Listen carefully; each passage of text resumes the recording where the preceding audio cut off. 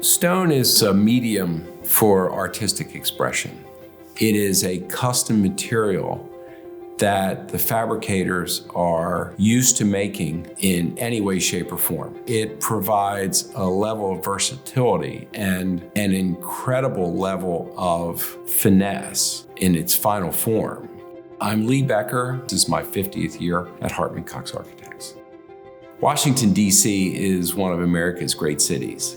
It is flocked by tourists continuously because of all the great places, and each place has a personality, but it's really the character of place that I'm interested in as an architect. I did not seek out to design buildings in stone. I happened to be in the right place at the right time.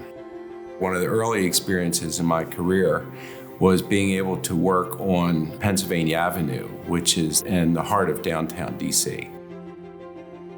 Market Square, which is the hemicycle that faces archives, is really there to establish the axis between archives and the old patent office building, which is now the Museum of American Art and Portraiture. We learned a tremendous amount building those buildings, how to design them, connect them, and finish them out. And it's all because of our interrelationship with the stonemasons and fabricators who helped us do that.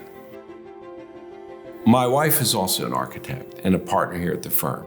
And the two of us like to travel in Europe. We like to ride our bikes. Bike riding allows one to see places at a very slow pace. Much of Europe is built out of stone. The stone buildings enhance the continuity of place. And that experience of travel has influenced the way I certainly see architecture. I suppose a lot of people see collegiate Gothic as a particular style. Each of these places is different and special, and each, in order to add buildings to those places, required a lot of study to understand the nature of the character of those buildings. The law school at Washington University in St. Louis had asked us if we could design a new reading room that was reminiscent of January Hall, which was the law school's first home on the campus. Those buildings are more animated in their juxtaposition of the limestone and the pink granite than other collegiate Gothic buildings, which are more subdued.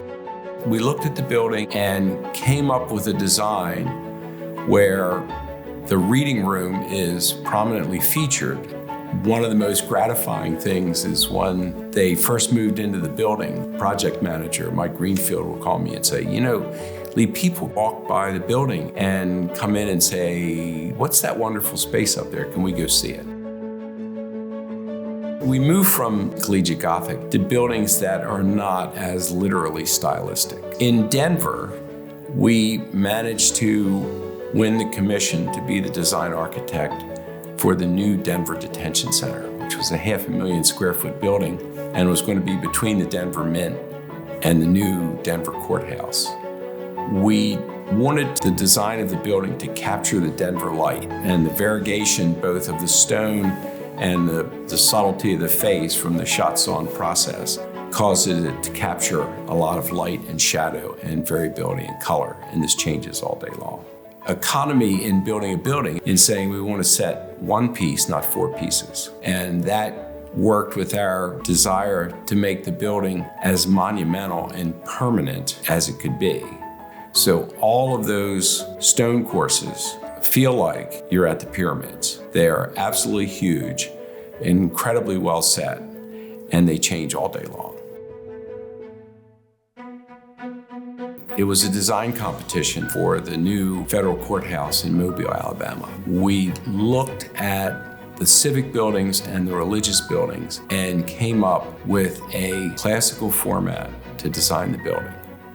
And early spring, they came back and said, we like your design. What would it take to make it out of stone? And it's like, well, we can figure that out. I called Dan Staudy at Vetter Stone because they are the people who own the Alabama Limestone Company. And I said, Dan, what will it take to make this out of Alabama limestone? And can we go visit the fabricator and the quarry? We arrived at Alabama, and it was the blizzard of 2015. The upshot was that Dan and I were the only two people on the road, and we came to this most amazing quarry, 37 acres underground. I felt like Indiana Jones when we went in there. We didn't redesign the building. We moved some things around. It's exactly the same look, but now we could do it in Alabama limestone. Making buildings is a collective enterprise. My interaction with the stone fabricators and the stone setters has been incredibly helpful. All of these people have been tremendous mentors and very helpful in designing and crafting these buildings. They share this award.